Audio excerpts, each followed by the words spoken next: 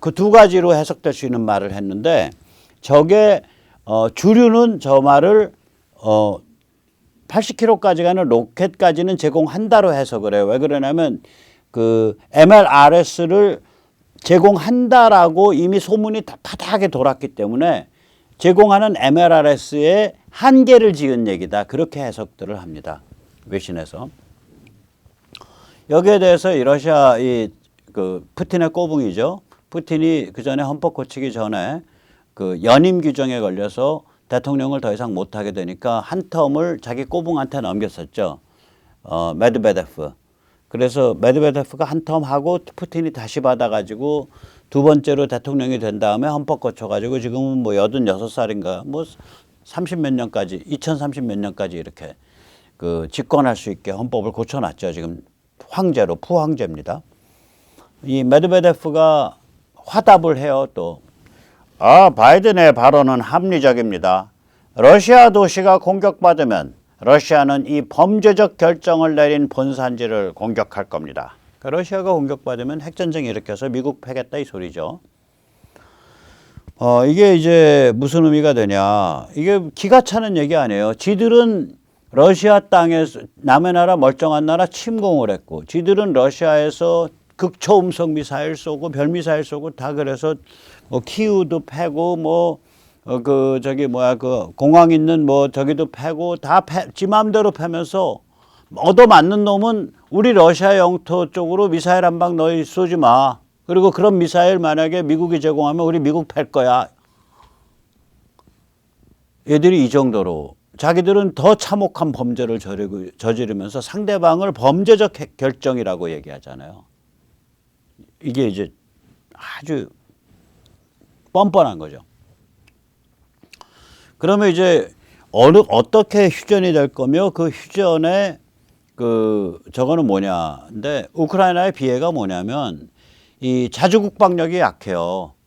그러니까 우리는 예를 들어서 우리는 아까 천무도 생산해 놨고 K9도 생산해 놨고 또 천무나 K9에서 쓰는 뭐 단거리 미사일 혹은 정밀 유도 폭탄 이런 것, 정밀 유도 로켓 이런 것도 이제 개발이 끝났던가 이제 개발이 막바지에 와 있고 그래요. 그게 무슨 얘기냐면 물론 그런 거 할 때 핵심적 미국 부품이 들어갑니다. 예를 들어서 이제 정밀 유도 폭탄이다 그러면 그 안에 뭐 우표 딱지만한 칩이 들어가요. 근데 그 칩이 미국이 띄워놓은 군사용 GPS하고 동시에 관성항법 장치라는 건 뭐냐면 이 물건이 움찔해서 이만큼 움직였어. 그러면 얘가 내가 이 공간 좌표상에서 이만큼 움직였다라는 걸 얘가 아는 거예요. Inertial Navigation System, INS라 그러죠. 그러면 이게 두 개를 같이 쓰거든요. 보통 정밀 유도 무기들이. 왜 그러냐면 GPS 신호를 처리하는데 시간이 걸려요. 뭐 0.05초가 걸린다고 쳐보세요. 0.05초, 100분의 5초. 근데 관성화법 장치를 처리할 때 이거는 계산하는데 0.0001초밖에 안 걸려요. 그러면 GPS로 가끔씩 GPS로 0.05초마다 지금 관성합법 장치에서 계산한 그 좌표값을 그 시점 좌표값을 수정해 주면서 민감하게 움직여야 되는 마이크로한 차원의 그 조정은 INS 관성합법 장치에서 간다고요. 그러니까 GPS는 크게 기둥을 뚝뚝 점검 포인트를 해주고 그 기둥과 기둥 사이를 건너뛰면서 쭉쭉 민감하게 가는 건 INS를 쓰고 그런 로직이에요. 그래서 GPS, INS 그러니까 GPS와 관성항법을 융합한 장치를 써요. 근데 그 크기가 시스템이 아니고 뭐 우표 딱지만한 그런 그 칩이라고요. 이제는 그 미제겠죠. 그리고 미국 GPS 쓰겠죠. 근데 그 수입해서 물건이 이미 만들어놨으면 미국이 어떻게 못 쓰게 말리냐고. 우리가 그 300km 가는 미사일 천무 K238 거기서 300km 가는 미사일 만들어놨어. 예를 들면 그거 1000발 갖고 있어. 이미 1000발 갖고 있는데 못 쓰게 막을 방법이 없잖아요. GPS 신호라는 건 계속 떨어지고 있는 거고. 그래서 우리 같은 경우에는 또 못 쓰게 하면 우리 멍텅구리 폭탄이라도 많이 갖고 있는 거 아니에요. 그러니까 우리는 보면은 어떤 그러니까 우리는 미국이 야 너희 그만 싸워 하더라도 그래도 마지막에 싸워볼 힘이 있는데 이 우크라이나는 미국이 그만 싸워 하면은 그날로 그냥 그만 싸워야 되는 거예요. 자주국방력이 약하니까. 그 얘기 무슨 얘기냐? 전쟁을 언제 어떤 조건으로 끝낼지 미국 눈치를 봐야죠. 이거 그 어스틴인가 저기 어디야 국방장관 그 흑인 아저씨 얘기하는 거 보고 저 소름이 쭉 끼치더라고. 그 아저씨가 그래요. 우크라이나 전쟁을 언제 어떤 조건으로 끝낼지는 그건 오직 우크라이나 사람들만이 결정할 수 있습니다. 공개적으로 그 말할 때는 거꾸로 해석하면 되거든요. 우크라이나 전쟁을 언제 어떤 조건으로 끝낼지는 오직 미국만이 결정할 수 있습니다. 그렇게 해석하면 돼요. 그렇죠. 외교적인 언어라는 게 그런 거 아니에요. 또 끝날 때 이거를 야 저기 뭐야 종전인지 종전이라는 얘기는 영토 할양을 하는 거예요. 휴전인지 그러니까 종전 협정을 맺어서 비준 받음으로써 본 협정은 뭐 유효해지고 그 비준을 뭐 6개월 내에 헌법을 고쳐서 영토 변경이니까 헌법이 고쳐져야 되잖아요. 헌법을 고쳐서 비준 받는 유예 기간 동안은 휴전 상태가 된다. 뭐 그렇게 해놓으면은 이제 저기는 완전히 이제 그 러시아 영토가 돼버려요. 그러니까 이게 휴전인지 영토 할양인지 이것도 결정돼야죠. 그럼 이제 제일 축소를 하면 뭐냐면 이 보라색 지역입니다. 축소를 하면 크리미아하고 보라색 섬 가운데 있는 거. 저 회색은 저게 러시아 영토예요. 지금 러시아 영토와 크리미아 사이는 다리가 놓아져 있습니다. 그 다음에 위 오른쪽 그 중간으로 가면 보라색이 두 개가 있죠. 아래에 있는 보라색 조그만 덩어리, 그 파란 선에 의해서 구별돼 있죠. 보라색이 두 덩어리로 아래쪽에 있는 그러니까 그 오른쪽에 있는 것 두 개 중에 아래쪽에 있는 게 저게 도네츠크 괴뢰국이고요. 그 다음에 밑쪽에 있는 보라색이 루한스크 괴뢰국이에요. 근데 도네츠크 지방은 저 괴뢰국보다 두세 배 크죠. 그 제가 보면은 파란색으로 이렇게 돼서 파란색으로 덩치가 두 개 나오잖아요. 위에 있는 덩치가 루한스크고 왼쪽에 있는 덩치가 도네츠크입니다, 지금. 그러니까 지금 러시아가 만약에 원래 있었던 크리미아랑 도네츠크 괴뢰국, 루한스크 괴뢰국까지만 가고 나머지 다시 다 토해낸다. 이게 지금 젤렌스키의 요구예요. 저 보라색만 남기고 나머지 다 토해내라. 그럼 휴전하겠다. 그리고 휴전이야. 영토 할양도 아니야. 그게 젤렌스키 얘기예요. 그런데 예를 들면은 지금 그 도네츠크나 루한스크 중에 지금 뻘깃뻘깃하지만 보라색이 아닌데 요 보라색이 아닌 게 저게 요번에 침공한 거거든요. 또 노란색인 건 침공했는데 아직 못 먹고 있는 거. 저 도네츠크 전체, 루한스크 전체 거길 토해내냐. 이게 이제 돈바스 나머지 지역이라고요. 도네츠크랑 루한스크를 합쳐서 돈바스라 그러거든요. 돈바스 나머지 지역. 옛날에 먹지 않았던 지역. 요번에 침공해서 일부 먹은 지역. 그럼 이제 돈바스 전체랑 크리미아가 이제 러시아 점령지 혹은 러시아 영토가 되는 거죠. 어떻게 사인하느냐에 따라서. 그 다음에 더 욕심내면은 이제 그 크리미아하고 그 돈바스랑 연결되는 저 해안 지역. 우리 마리우폴이 저 안에 한가운데 들어있죠. 그 케르손은 저쪽에 왼쪽 끄트머리에 들어있죠. 케르손은. 자, 가만히 보시면 그렇습니다. 그러면 여기까지 다 토해내라. 그럼 이제 우크라이나는 이제 숨통이 확 막히는 거예요. 그런데 이제 이게 무슨 문제가 있냐면은 러시아 입장에서 점령지가 넓으면 좋은 거냐? 별로 좋은 게 아니라고 저는 봅니다. 왜 그러냐면 돈바스나 이런 데가 다 돈바스 전체가 러시아령으로 해. 흑해 그 남부 케르손 그다음 마리우폴 있는 데가 러시아령이다 그러면 이런 데가 지금 반로 운동이 보통이 아니에요. 러시아 말 쓰는 사람들이 많긴 하는데 내가 말로 러시아 말 하지. 나 우크라이나 사람이야. 너희 들어와서 우리 집 다 때려 부시고 우리 다 쫓아내고 이 자식들아 뭐 하는 거야? 이거라고요. 이 사람들이.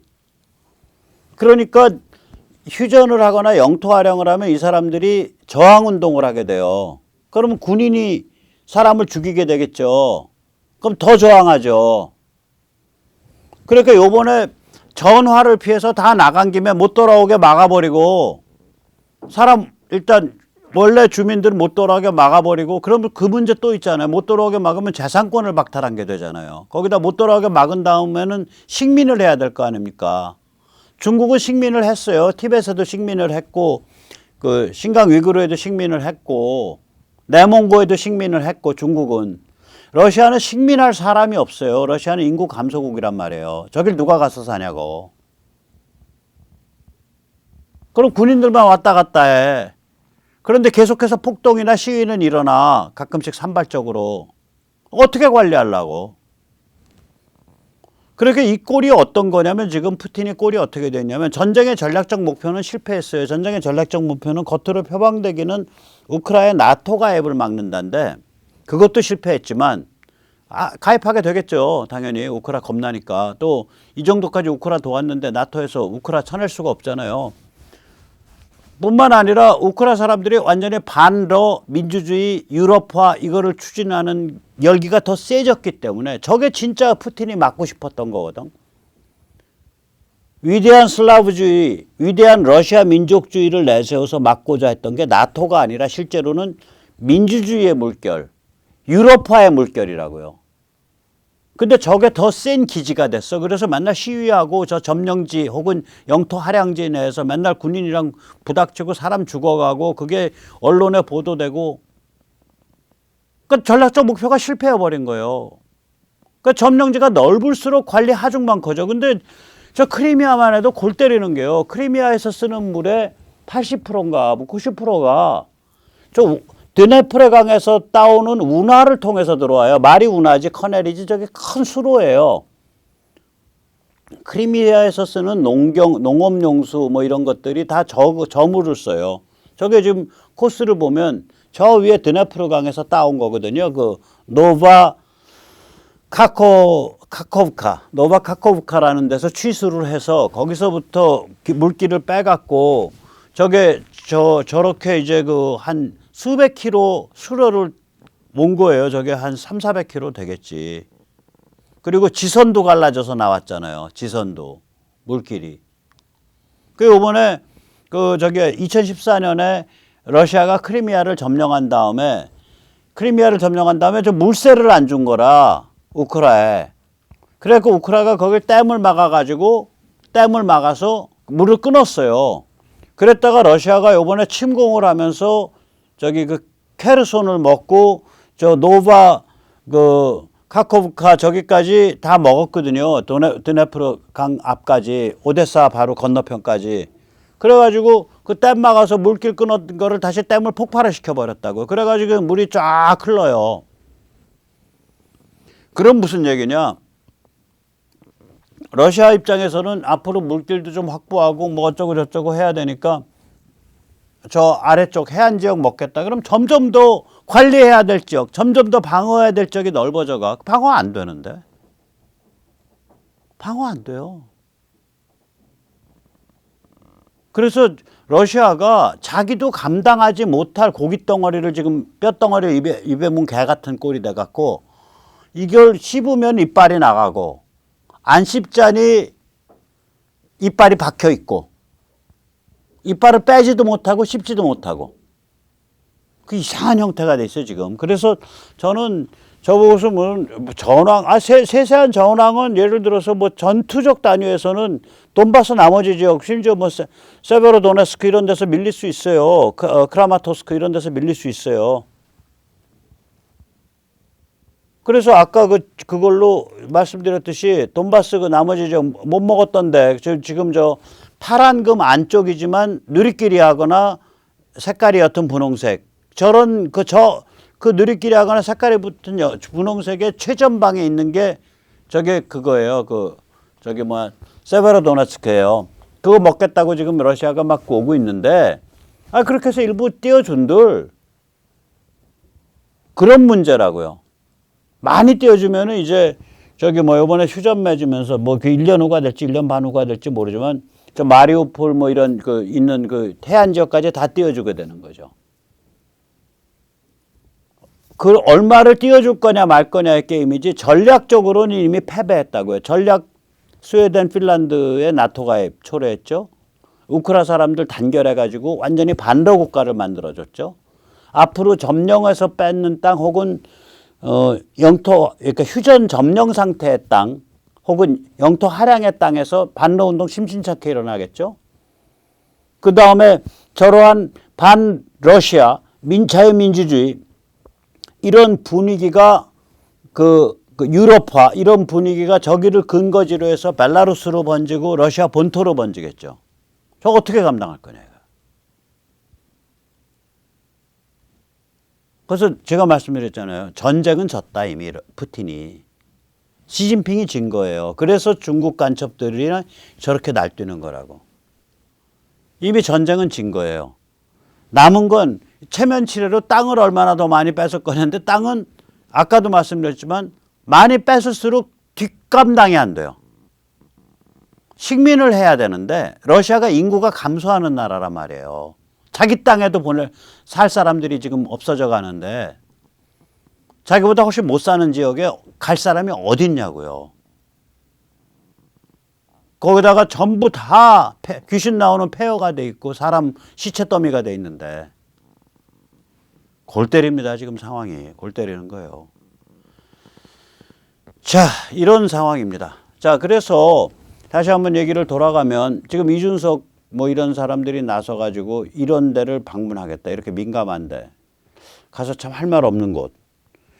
상대방은 입이 차마 안 떨어져서 그렇지 그 다연장 로켓포랑 저기 어디야 그 자주포 주세요라는 말 하고 싶어 하고 우리는 상대가 그 말 하면은 참 곤란한데 미국 눈치 봐야 됩니다. 이 말은 뭐 테이블상에서 못 하니까. 그러면 뭐 기껏 하는 소리가 검토해 볼게 이런 소리인데 가서 건의해 보겠습니다. 그러면 이제 스텝 꼬이는 거예요. 그러면 이제 한국의 집권당 의원들이 와서 다연장 로켓포와 저기 뭐야 자주포를 우크라이나에 줄 것을 검토해 보겠다고 약속하고 갔다. 이러고서 이제 대서특필 내는 거야. 그 뒷감당 어떻게 감당하려고 이준석 당신. 아 걱정되네 진짜.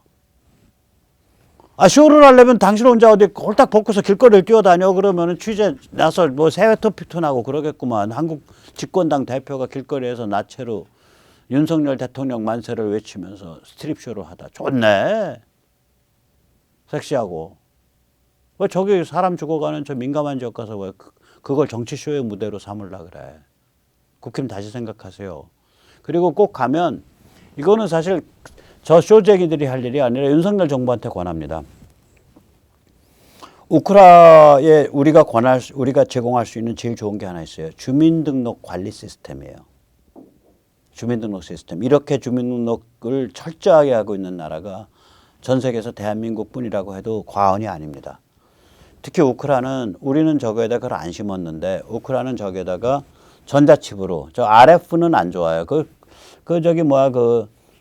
저기 전자칩 심은 운전면허에다 RF를 했다라고 무선을. 그래서 제가 그거 나중에 항의하려고 그래요. 그러면 리더기 옆에 갖다 대면 논리적으로는 읽을 수 있다는 소리잖아. 무선이니까. 우리가 이제 버스 탈 때 태그하면 집어넣지 않더라도 읽듯이. 혹은 우리가 하이패스 고속도로 가면 무선으로 읽잖아요. 혹은 버스 기다리고 있으면 3575번 앞으로 3분 후에 도착. 그건 아래 정거장에서 버스 지나가면서 읽은 거거든요. 무선으로. 그래서 3분 후 도착. 거기서부터 계산해서 그렇게 얘기하는 거거든. 이 무선까지는 아니지만 무선은 저는 반대하지만 칩으로 해서 이걸 왜 권하냐. 우리나라의 주민등록과 주민등록증이 도입된 게 언제냐면요. 김신조와 울진삼척 1968년입니다. 나라의 안보가 극도로 취약해졌을 때예요. 저희 우크라이나는 앞으로 러시아랑 내뚱 갈등하는 나라예요. 그럼 우크라이나의 그 국경에 벨라루스와 벨라루스는 쪽 러시아라고 봐야 되니까 그게 1000km 막 이렇게 되는 국경이니까 침투가 많을 거예요. 해안으로도 다 침투할 거고. 그러면 나라의 안보를 어떻게 지킬 거냐 이거지. 나라의 안보를. 그래서 윤석열 정부에 권합니다. 우크라에 주민등록 시스템을 제공하세요. 주민등록 시스템을. 그걸 컨설팅 해주고. 그게 우크라에 지금 필요한 일입니다. 그래서 내국인과 외국인을 정확하게 구별하고 입국하는 외국인들은 저기 그 비자 기간 동안 통용될 수 있는 주민등록증을 주든지 뭘 이렇게 패스포트에다가 뭘 하나 칩을 옆에다가 칩을 채워주든지. 그래서 그런 그 철저한 무지하게 철저한 그 말하자면 공안 시스템, 그러나 민주주의의 골간을 흔들지 않는 공안 시스템을 지원해 줘야 된다고. 대한민국에 잘 돼 있어요. 네, 그거 외에는 한국이 우크라이나에 줄 게 없어요. 저는 윤석열 대통령한테 권해요. 다른 루트로 이준석이 같은 이런 그 삼류 정치꾼들 말고 제대로 된 루트로 우리가 우크라이나한테 그거 제공하겠다. 너희들 빨리 그거 강화해야 된다. 이번에 그 키르키프 갔을 때 젤렌스키가 키르키프의 공안 담당 책임자를 이번에 해고했잖아요. 구멍 숭숭 뚫려 있다고. 러시아 간첩들 막 들어오는 거 막아내지 못한다고 키르키프의 공안 담당 책임자를 해고했거든요. 앞으로 러시아 간첩 활동, 러시아의 사보타지 활동 무지하게 심각합니다. 우크라이나 그거 막아내야 됩니다. 그러려면 제가 보기에는 주민등록 시스템 같은 철저한 공안 시스템의 기본을 깔아야 돼요, 나라가. 그러면 그게 주민등록 시스템 간단한 것 같아서 중앙에 서버 있죠. 증 디자인해서 발급하고 거기에 칩 심는 기술이 있어야 되죠. 그 칩에 개인 정보 올리는 그 기술이 있어야죠. 그 서버를 안전하게 보호를 해야죠. 그 다음에 그 마을마다 우리 말하자면 주민센터에 그 그러니까 PC에서 그 단말이 처리될 수 있어야죠. 거기에 사진 찍는 시스템이 있어야죠. 사진을 연결해야죠. 거기에 지문 채취 시스템이 있어야죠. 지문 연결해야죠. 거기에 뭐 필요하면 유전자까지 같이 할 수 있겠죠. 거긴 좀 공안 초비상 상태니까 유전자도 할 수 있다고요.